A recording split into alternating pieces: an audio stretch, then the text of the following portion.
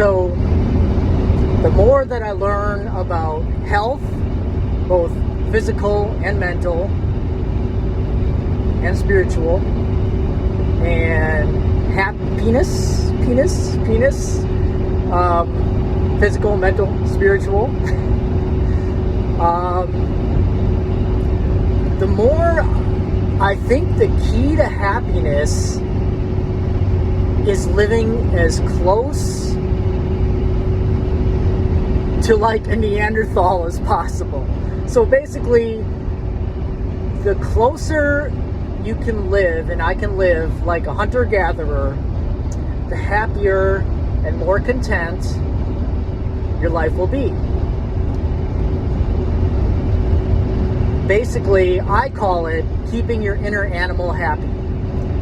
That's my, basically, when I say the key to happiness is keeping your inner animal happy. And for example, let me give some examples. So there's the whole grounding craze right now, right? Where, you know, putting your bare skin on the ground or bare feet on the ground or using grounding beds or whatever. Listen, back in the day, in the hunter-gatherer day, you know what that was called? It's called fucking walking. I mean, your feet were on the ground at all times. You were always grounded. So, you know, people say that's important for keeping your mind and body and soul balanced and in harmony with the earth. And I mean, once again, hunter-gatherers, that was just how they lived. Same with sunshine. Vitamin D, sunshine, it's so essential to everything. And it's only in these recent times that we kind of have had the option to not be in the sunshine. I mean, being back in the day, in the hunter-gatherer day, you were out in the sun. That was just, your roof was the sky, you know? I mean, huts, of course, but you were in the sun every day. You couldn't help it. So, you know, once again, living like a hunter-gatherer, living like an animal, brings happiness and contentment to the body, mind, and soul. So yeah, grounding, the sun. Oh yeah, like something like cold plunges. You know how people say that's so good for you? You know, back in the olden days, hunter-gatherer days, that was just called cleaning. I mean, you got in the cold, and you know, cold exposure, heat exposure, you know, the sauna, sweating, sweat lodges, all these things are just mimicking what our old environment that we lived in. You know, the hot, the cold, you know, we used to be out in that on a daily basis. And the fact that we now have to simulate it for health, you know, maybe modern life just isn't healthy if we've got to simulate this hot and cold. Let's see. Food. Oh, diet. Yeah, there's a huge one. So I read an interesting thing the other day in Sapiens saying that the agricultural revolution was the worst thing to happen to humans. And I can see that because, you know, so much of our health problems these days is caused by our addiction to grains and carbs. And back in the hunter-gatherer days, that was not our diet. We ate basically keto, you know, meat, nuts, berries, vegetables, leafy things, and sometimes grains. But until the agricultural revolution, I mean, grains just weren't really that big of a thing. So same thing, going back to our old hunter-gatherer diet even is so much better than not even just processed foods, but just the post-agricultural revolution diet in general. And just the general confusion of living in such a large, connected society is bad for our brains. Like, oh, damn it, I forget the guy's name, but there's a number, the 150. 150 people is the maximum amount of people that you can know well. And that's, I mean, in an ideal world, that's the maximum number of people that you would have to deal with. And anything more than that gets confusing. Don't even get me started on the billions and trillions of dollars, about debt and economy and GDP. And, now we're getting into all the things I dislike about the modern world the most.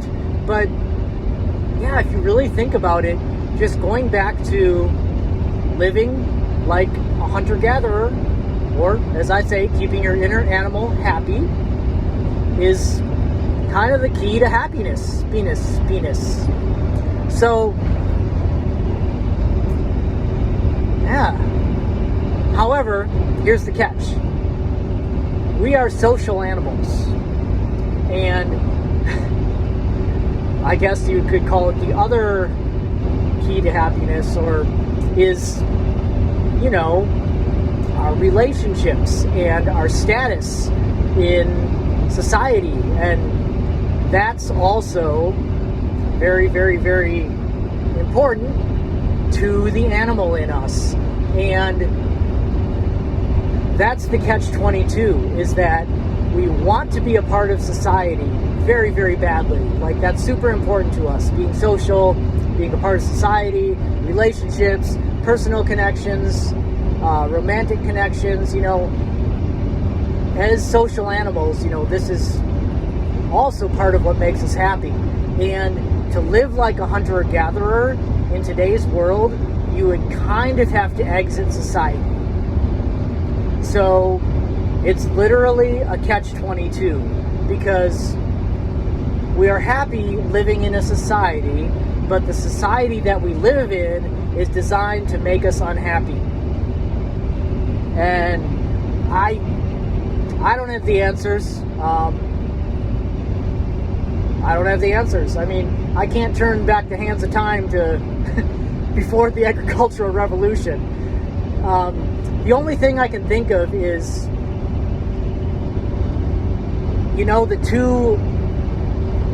two classes that have it right in keeping your inner animal happy are the very rich and the very poor.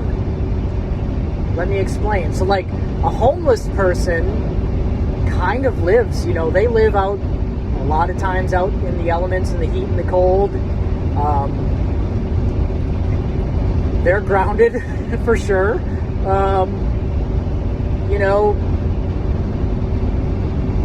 Now granted, a lot of people are unhoused because of things like drugs and bad stuff like that, which is definitely not keeping your inner animal happy.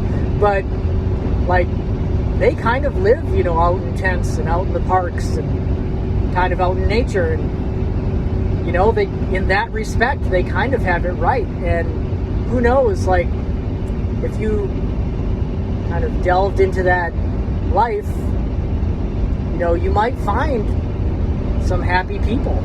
Honestly, you really might, because the way that they live is very close to the earth, very close to nature, very close to our roots as humans.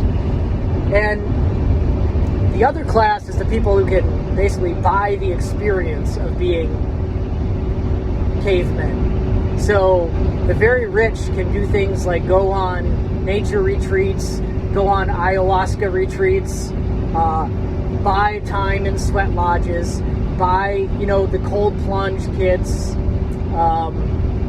take weeks and months off to go reset in nature, can buy expensive grounding sheets, can buy expensive water filtration systems that filter all the modern stuff out of water, can buy the expensive organic homegrown local food.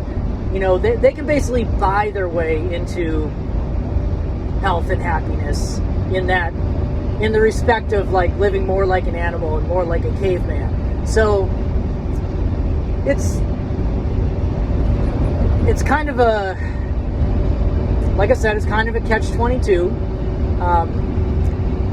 We need to have relationships and live in a society to be happy, but society has evolved over the years into something that is not good for humans.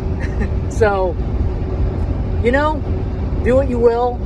My plan is to take option B of becoming rich, buying land, and then living like a caveman on my land. So, just my word of advice today for the day, and kind of part of my future goals and dreams is living like a Neanderthal, keeping my inner caveman happy, keeping my animal side satisfied, and do what you will.